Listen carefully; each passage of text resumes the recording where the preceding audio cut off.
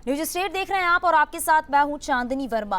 UP Congress के अध्यक्ष अजय लल्लू को 14 दिन की न्यायिक हिरासत में भेज दिया गया है। बुधवार को अजय लल्लू को लखनऊ पुलिस ने रिमांड मजिस्ट्रेट के सामने पेश किया था। इस दौरान उनका मेडिकल टेस्ट के साथ ही कोरोना टेस्ट भी करवाया गया। अजय लल्लू को फिलहाल अस्थायी जेल में रखा जाएगा। बता दें कि आगरा के फतेहपुर सीकरी में राजस्थान सीमा पर मंगलवार को गिरफ्तार किए गए कांग्रेस प्रदेश अध्यक्ष अजय कुमार लल्लू को न्यायिक मजिस्ट्रेट अनुकृति संत की कोर्ट में पेश किया गया। पेशी के बाद 20,000 रुपए की निजी मुचलके पर उन्हें जमानत मिल गई, लेकिन जमानत के बाद लखनऊ से आई पुलिस फोर्स अपने साथ ले गई। उनके खिलाफ लखनऊ में बस नंबर की फर्जी सूची के मुकदमे मामले में यहां पर मुकदमा दर्ज हुआ है।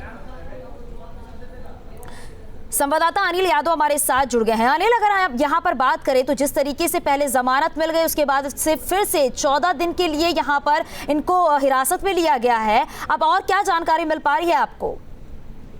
बिल्कुल, देखिए लखनऊ में भी इनके ऊपर मुकदमा दर्ज हुआ था कांग्रेस के प्रदेश अध्यक्ष और दूसरे कांग्रेसियों के खिलाफ, और आरोप लगाया गया था कि इन्होंने जो बसों की लिस्ट जारी की थी उसमें कई नंबर फर्जी थे, इसलिए 420 के तहत मुकदमा दर्ज हुआ है और अब 14 दिन की रिमांड पे भेजा गया है। जाहिर बात है कि जो ये लड़ाई चल रही थी बसों को लेकर, सियासी लड़ाई, वो अब इस फैसले के बाद 14 दिन की रिमांड हो गई है अजय कुमार लल्लू को, तो ये और बढ़ेगी और कांग्रेस और सरकार के बीच भी नूरा कुश्ती जो है वो और लंबी देखने को मिलेगी। लेकिन इस बीच सरकार ने भी कड़ा रुख अपनाया है कांग्रेस के खिलाफ, क्योंकि कांग्रेस कह रही थी कि सरकार मजदूरों को बसें नहीं मुहैया करा पा रही है, इसलिए हम बस देना चाह रहे हैं, और सरकार अब उसमें अड़ंगा डाल रही है। लेकिन सरकार कह रही है कि ये सब फर्जी वाला था कांग्रेस का, और कांग्रेस सिर्फ सरकार को बदनाम करने के लिए सब चीजें कर रही है, इसलिए सरकार ने सख्त रुख अपनाया है और अब प्रदेश अध्यक्ष के खिलाफ मुकदमा दर्ज हुआ है और अन्य कांग्रेसियों के खिलाफ मुकदमा दर्ज हुआ है।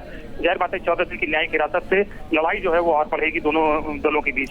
लेकिन अनिल, सवाल यहाँ पर ये खड़े हो जाते हैं कि आखिरकार इस तरह की सियासत का क्या मतलब था? पहले तो ये जरूरी था कि पहले मजदूरों को उनके घर वापसी भेज दिया जाए, उसके बाद कोई सियासत की जाए यहाँ पर।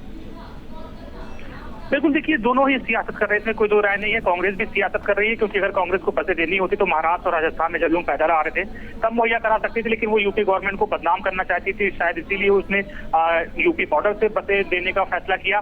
लेकिन सरकार भी जो कर रही है उसको भी कहीं से उचित नहीं ठहराया जा सकता है कि अगर बसें थी और उसमें अगर कुछ बसों के नाम और नंबर गलत थे नंबर, तो ये कोई सरकारी खजाने को नुकसान नहीं पहुंचाया गया, सरकारी खजाने में कोई दिक्कत नहीं हुई है कि मुकदमा दर्ज कर दिया जाए और जेल भेज दिया जाए। ये भी एक तरह से इसको भी कह सकते हैं आपके तानाशाही रवैया है, और दोनों ही जो कर रहे हैं, चाहे कांग्रेस हो चाहे सरकार हो, दोनों ही फिलहाल उचित नहीं कर रहे हैं।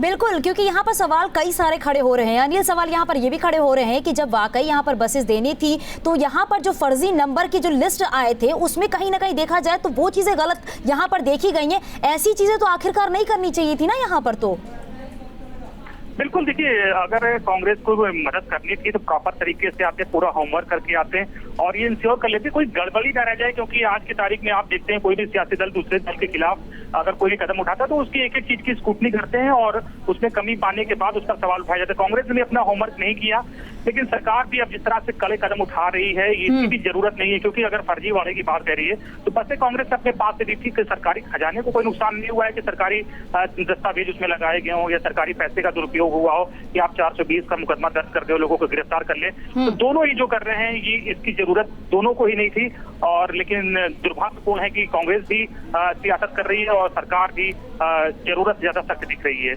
बिल्कुल, यहाँ पर ये भी बात सामने आती है कि आखिरकार जब मदद करनी ही थी, जो लिस्ट जारी की गई थी उस लिस्ट को पहले एक बार देख के ही जारी करना चाहिए था। वैसे आप अनिल हमारे साथ बने ही रहिएगा और भी अपडेट आपसे लेते रहेंगे।